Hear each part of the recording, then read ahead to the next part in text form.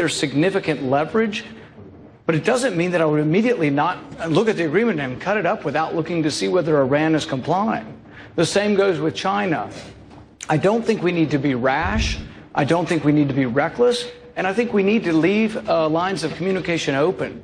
Often we talk about whether we should be engaged in the world or disengaged in the world. And I think this is an example of some who want to isolate us, actually, and not be engaged. We do need to be engaged with Russia. It doesn't mean we give them a free pass or China a free pass. But to be engaged means to continue to talk. We did throughout the Cold War, and it'd be a big mistake not to do it. Governor Walker, Senator Paul seemed to suggest that canceling the state dinner would be rash and reckless. No, two parts to that. One on China, one back for a second on Iran. When it comes to China, why would we be giving an official state visit to a country that's been involved in a massive cyber attack against the United States? That's not just a visit. That's a 21-gun salute on the South Lawn of the White House. It just doesn't make any sense. If we're ever going to send a message to them, wouldn't this be the time when they issued this sort of massive attack against us? And, Jake, for the question, I was one of the first ones to call for terminating the bad deal with Iran on day one. The president came after me and said, I need to bone up. You know, the president who called ISIS the JV squad said, I need to bone up. The reality is it's a bad deal on day one, and it's a bad deal because this president has allowed Iran to go closer and closer. I'd love to play cards with this guy because Barack Obama folds on everything with Iran. We need a leader who's going to stand up and actually show some teeth. Governor Bush, your father was the chief diplomatic envoy to China back when Nixon opened relations to China. Is Scott Walker's approach the right one, canceling the state dinner? No, I don't think so, but we need to be strong against China. We should use offensive tactics as it relates to cybersecurity to send a deterrent signal to China. There should be stiffer sanctions than what President Obama has proposed. There's many other tools that we have without canceling a dinner. That's not going to change anything, but we can be much stronger as it relates to that. And as it relates to Iran, it's not a strategy to tear up an agreement. A strategy would be, how do we confront Iran? And the first thing that we need to do is to reestablish our commitment to Israel, which has been tattered by this administration, and make sure that they have the most sophisticated weapons to send a signal to Iran that we have Israel's back. If we do that, it's going to create a healthier deterrent effect than anything else I can think of. I want to turn to Governor Huckabee, who has been very patient. Somebody had to be 11th, and he is. But I do want to change the subject to the event that you had a meeting. I would certainly love to get in on this. Well, you can use your minute however you want, but I want to ask this question. And I'm going to just say this about Iran. All right, sir, go ahead. Because I think it is incredibly important. This is really about the survival of Western civilization. This is not just a little conflict with a Middle Eastern country that we've just now given over $100 billion to. The equivalent in U.S. terms is $5 trillion. This threatens Israel immediately. This threatens the entire Middle East, but it threatens the United States of America. And we can't treat a nuclear Iranian government as if it is just some government that would like to have some power. This is a government that for 36 years has killed Americans. They've kidnapped Americans. They've maimed Americans. They have sponsored terrorist groups, Hamas and Hezbollah.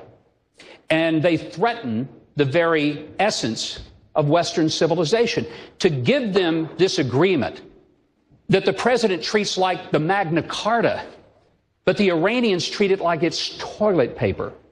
And we must simply make it very clear that the next president, one of us on this stage, will absolutely not honor that agreement and will destroy it and will be tough with Iran, because otherwise we put every person in this world in a very dangerous place. Jake, okay. I'd like a We're going to turn now to Hugh Hewitt from Salem Radio Network. Thank you, Jake. Mr. Trump, yes. 2 years ago, President Obama drew a red line that the Syrian dictator Bashar Assad crossed. President Obama threatened to strike. He did not. His knees buckled. We now have 4 million refugees. Syria is a living hell. And he turned to the Congress for the authority to back him up. You have 3 senators to your right who said no. Do they bear responsibility for this refugee crisis? And what would you have done when Bashar Assad crossed that line? Number one, I wouldn't have drawn the line, but once he drew it, he had no choice but to go across. They do bear some responsibility, but I think he probably didn't do it not for that reason.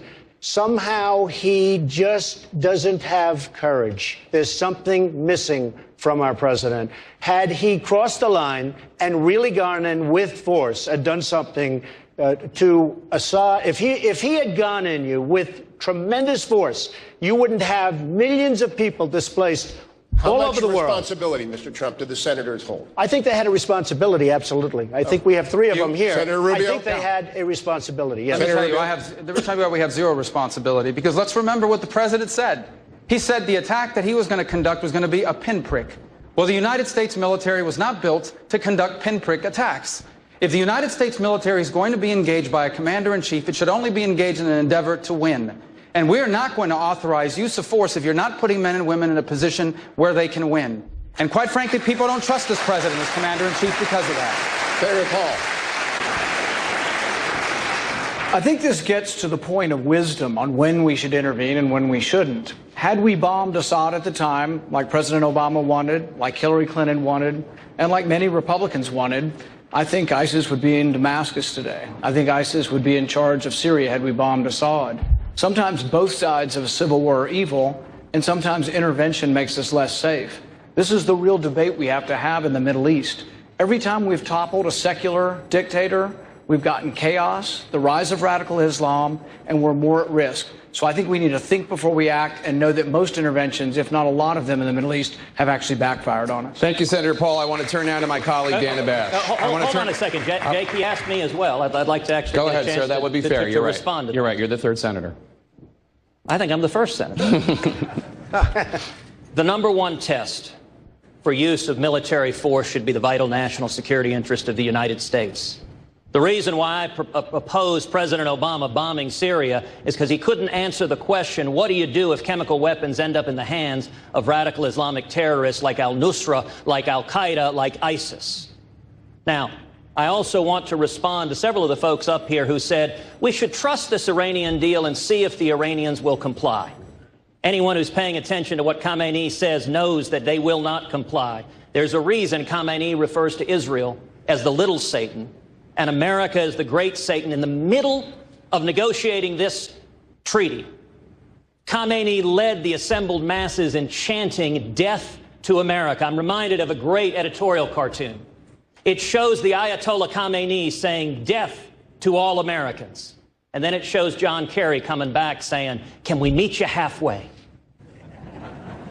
We need a commander-in-chief who will stand up and protect this country. And I'll tell you, I can't wait to stand on that debate stage with Hillary Clinton and to make abundantly clear, if you vote for Hillary, you are voting for the Ayatollah Khamenei to possess a nuclear weapon. And if you elect me as president, under no circumstances will a theocratic Ayatollah who chants death to America ever be allowed to acquire a nuclear weapon. Thank you, Senator Cruz. Jake, I want to... We're going to go to Dana Bash. I want to say something about what the senator just said. And then let me suggest to you, we believe that we operate better in the world when our allies work with us. President Bush did it in the Gulf War. We work better when we are unified. Secondly, nobody's trusting Iran. They violate the deal. We put on the sanctions. We have the high moral ground to talk to our allies in Europe, to get them to go with us. If they don't go with us, we slap the sanctions on anyway. If they fund these radical groups that threaten Israel and all of the West, then we should rip up the deal and put the sanctions back on. And let me make it clear. Let me make it clear. If we think they're getting close to developing a nuclear weapon and we get that information, you better believe that I would do everything in my power as the commander-in-chief to stop them having a nuclear weapon. We can have it, and we can have our allies, and we can be strong as a country, and we can project across this globe with unity, not just doing it alone. That is not what gets us where we want to get as a nation. Senator Cruz. Jake, there is no more important topic in 2016 than this topic right here. And I've listened to several folks saying, well, gosh, if they cheat, we'll act. We won't know. Under this agreement, there are several facilities in Iran they designate as military facilities that are off limit altogether. Beyond that, the other facilities, we give them 24 days notice before inspecting them. That is designed to allow them to hide the evidence. And most astonishingly, this agreement trusts the Iranians to inspect themselves.